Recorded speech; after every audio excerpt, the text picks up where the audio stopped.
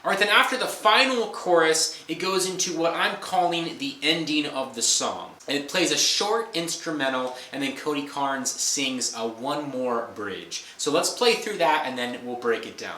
So this is right after that third chorus. So 1, 2, 3, 4, 5, 6. 1, 2, 3, 4.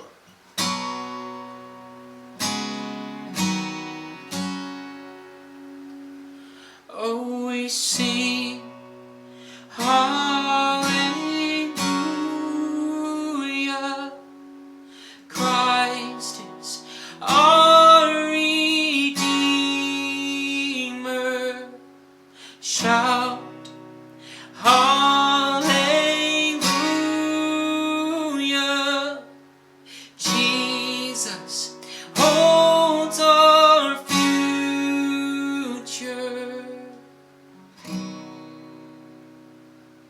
Alright, so for that ending, you can see for the strumming, I'm just basically downstroking each chord that I play. It's nothing too complicated. But let's go over these chords that I'm playing.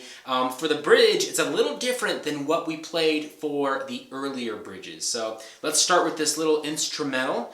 It starts on the G, A7 sus, G over B, D sus, and then he starts singing here. O, E, G, sing, A7 sus, G over B, play, D, hallelujah, G over B, Christ is C, R, E, D, Redeemer, back to G, shout, A7 sus, G over B, play, D, G over B, Jesus, C, holds our D, future. Then it resolves on the G. Alright, so that is our worship tutorial for today, guys. Hope of the Ages, a brand new release by Hillsong Worship featuring Cody Carnes. An amazing song. I hope that this video helps you to play it. If it did, why don't you give it a like and maybe even subscribe so that you don't miss future worship tutorials. I'll see you guys in the next one.